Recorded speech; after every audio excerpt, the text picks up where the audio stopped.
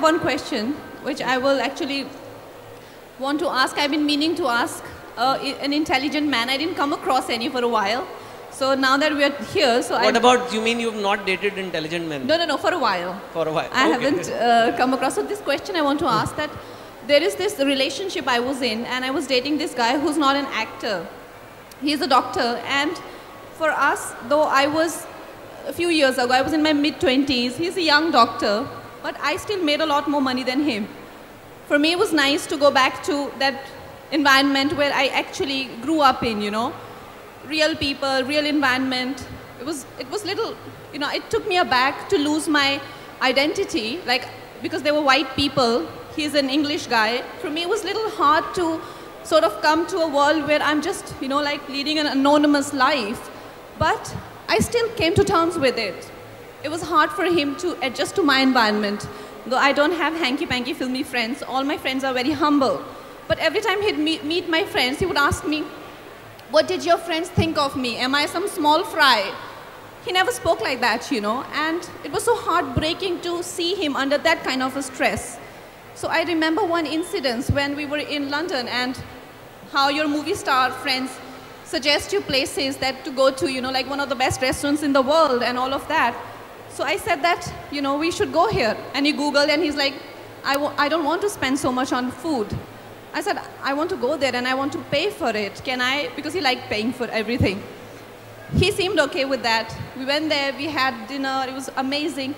When it came to paying for the food, I swiped the card and everything, and he started to get psyched in a very unnatural way, you know, like he would ask me, what is this waiter thinking about me? I said, do you know the waiter?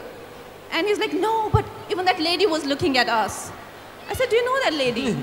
He's like, why do men do that? And that dinner became like a trauma, and I'm sure it was equally traumatic for him as well, because it led to a, you know, like an argument and then fight, and I cursed myself for even suggesting that I want to pay, you know. But if I can do laundries for him, go back to an anonymous life, being, you know, like a major movie star, he cannot come to terms with my environment, even if it is for like half an hour. Why do men do that? Okay.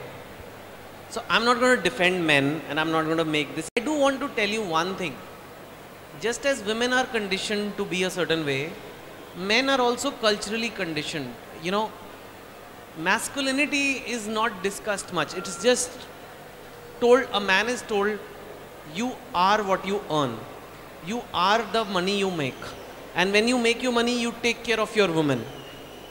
And that's so ingrained in a man that for many men, it's part of their identity. Unless you are besharam like me, mujhe koi fark nahi padta. It's not besharam, right? Like if he's my partner, I know. I mean... No, jokes apart. And I think men are told that this is what it means to be a man. You need to be able to, you should always pay in a restaurant. And maybe in that restaurant, even the waiters always every day see the men paying, especially when a beautiful girl comes. And I think he felt small. Should he have felt too small? No. I think if he was secure about the relationship with you, he would have not felt small. But I think it was not about the money. It was not about who's paying.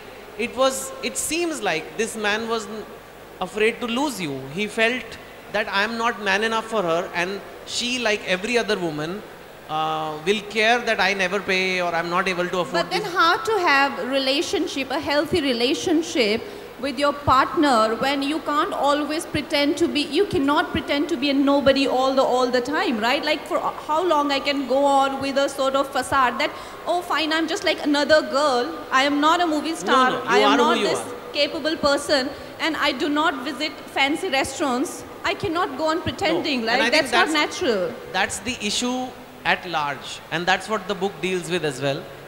I think like in some ways we have changed. So we have colleges, we have jobs, we have opportunities that a girl can come from an ordinary background and become very successful, whether it's a banker, scientist, doctor or a movie star.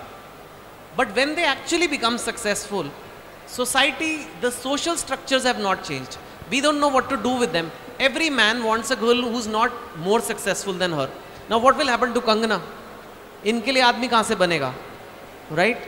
So then she's like now saying, I need more love. Arey, what is happening? The moment I start getting awards, my boyfriends start getting insecure. So it's not her fault. Whereas for a man, when he wins an award, the girl is expected I will to organize a party for फिर वो him. पार्टियां You करती हैं know? वो. But when I get an award, I became the object of suspicion that, okay, now what's going on with her, So that's a dilemma, and I think that's what this book is trying to address, that you've given women the opportunity to shine. We always keep saying empower the woman. There's a scene in the book where the girl tells her mother, why did daddy tell me when I was a little child we used to go that line just made me cry. I was like, sobbing like a little girl when I read that. It's so powerful. So she just says that dad used to tell me, bete bade ho ke tum kuch bhi ban sakte ho. You can be anything in life. And now I'm successful. Now I'm making so much money. My mom is saying, you're not even a girl anymore. तू चुपचाप घर बैठ के शादी क्यों नहीं करती? Because mom tells her that she cannot put her so many zero salary in her matrimonial. Because where will guys... They will have less guys. So they are making a Shaadi.com matrimonial for her. And mom says, no. The girl makes around 2-3 crores a year. She says, don't put your salary. Then we don't get good boys. So she says, mom, what is the point of my achievements if you're going to hide them? Yeah, exactly. And that's when she says this. And this is, I think, is the most amazing part of the book. And the bankers can hide achievements. But how is Kangana supposed to hide her achievements? They'll just read about it in the papers. So that's it. I think on that note, we'll do a very quick read. I don't like to do long readings. And my readings are also like dialogues. So I will read the boys' part and Kangana will read the girls' part. Normally, I've always written as a boy. So I can guide it because it's a first person boy. But this time it's going to be a little different because it's as a girl. So obviously Kangana has to read as a girl. So she'll be reading the girls' dialogues and the description and narrative. Those of you who have the book in their hand, page 13, chapter 2, page 13. The scene is, it's a destination wedding happening. So the girl, Radhika, has met the arranged marriage guy she's getting married to. So she's not in love with him yet. It's just an arranged marriage guy who works in Facebook in IT department. She doesn't have a relationship with him or anything yet. And they are in Goa and they decide that let's spend some time together. So the boy says, let's go for a walk on the beach. So this is the first meeting with this boy, Brijesh. Are you guys see chapter 2, page 12? Also, I'll use 2 voice modulations. Yeah. One for Radhika, another for Minimi, which is she has a voice inside of her, like a nagging, criticizing. Would you introduce Minimi, please? So there is a mental Radhika and there is a speaking Radhika. So Kangana will do both. Okay. Okay. So they are taking a walk. Kangana, from yeah. Okay. So you just arrived yesterday from San Francisco. Yeah, I landed last night. I wanted to maximize my leave.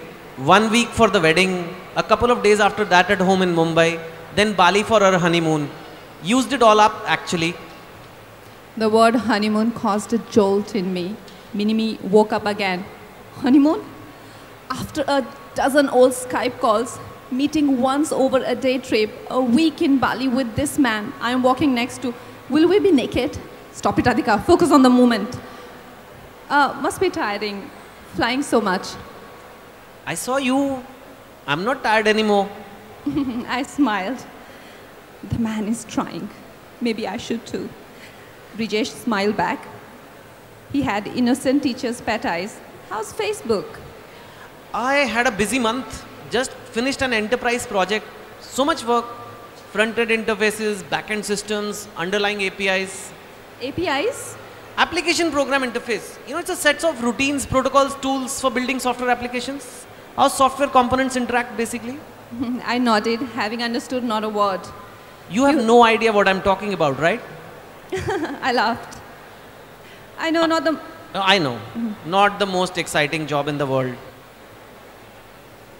Come on, you work at Facebook. It's quite cool. People think it is Facebook, so there's nothing to do. We post pictures all day or something.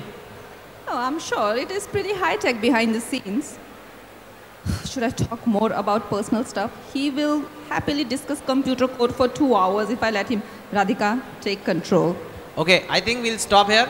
Rest you have to read the book. Big hand for Kangana to do this.